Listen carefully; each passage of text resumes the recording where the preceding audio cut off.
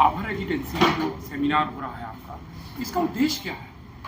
So thank you and मेरा नाम है डॉक्टर प्रिया बंसल। मैं एक गायनेकोलॉजिस्ट और गायनी कैंसर सर्जन हूँ फोर्टिस हॉस्पिटल नोएडा से।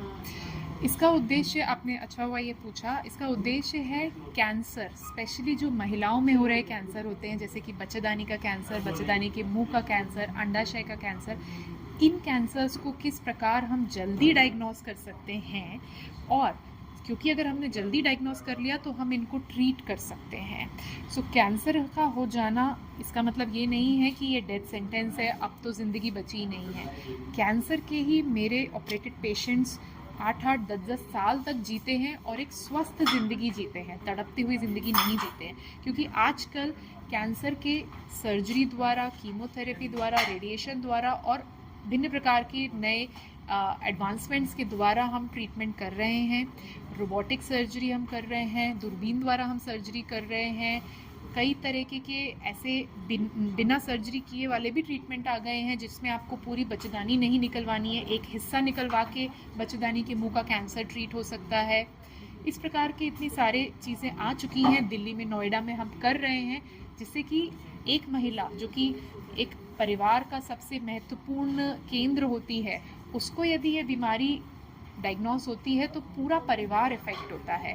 तो उसके लिए ये बीमारी डायग्नोस होना, उसके बच्चे, छोटे बच्चे, माँ बाप सब जो उस पर डिपेंडेंट हैं, वो उम्मीदें ना खो दें, उसके लिए ये सेमिनार है, जिसके कि हम बता सकें कि ये कैंसर्स को हम कैसे जल्दी पहचान सकते हैं, इसके साइन एंड सिम्टम्स क्या होते हैं, और जब हम इन्हें पहचान पाएँ तो उसके बाद इसके क्या क्या नए प्रकार के ट्रीटमेंट्स आ चुके हैं। आपने जिस तरीके से अलीगढ़ में सेमिनार का आयोजन किया गया, क्या अन्य जगह भी आप सेमिनार कर चुके हैं इस तरीके के? हाँ जी, डेफिनेटली अभी हमने शुरू किए हैं करना, बट दिल्ली एनसीआर से बाहर निकल के हम और भी जगहों पर, जैसे गाज़ियाबाद हो गया, या जो छोटे छोटे एरियाज़ हैं जहाँ पर कि पॉपुलेशन को उतनी अवेयरनेस नहीं है इन चीज़ों के बारे में, हम करते ही रहते हैं। जिस तरीके से आप जो है आभा रेजिडेंसी में ये सेमिनार कर रहे हैं लोगों को जानकारी देने के लिए कैंसर के लिए, तो इसका कोई प्रचार प्रसार क्या सार्वजनिक स्तर पर भी करेंगे क्या?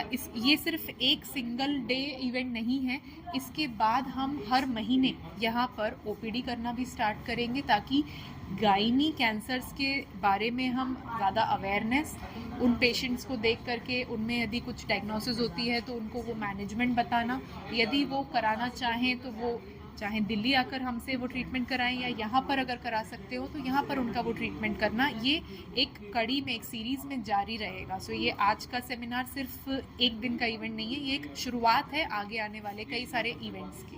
कैंसर के जो पेशेंट बढ़ रहे हैं वो किस कारण से बढ़ रहे हैं? क्या कारण है जो कैंसर की बीमारी भारत में दिनों दिन बढ़ती जा रही है? बिल्कुल सही। सो 2018 के पहले तक कार्डियक यानी हार्ट अटैक, हार्ट डिजीज़ सारी ही पॉपुलेशन का लीडिंग कॉज ऑफ डेथ था। डेथ का सबसे पहला नंबर कॉज हार्ट अटैक। 2018 में इंटरनेशनली एक जर्नल है, लैंसेट जर्नल, जिसमें ये पब्लिकेशन आया कि अब heart disease is not number 1, cancer is number 1। और उसकी वजह कई सारी हैं। गायनी कैंसर्स में बात कर लूँ, लाइफस्टाइल चेंजेस बहुत आ गए हैं। पहले की जो महिलाएं हों या पुरुष हों, सबकी इम्यूनिटी बहुत अच्छी होती थी, अच्छा खाना खाते थे, अच्छी हवा में सांस लेते थे, अच्छी लाइफस्टाइल एंजॉय करते थे।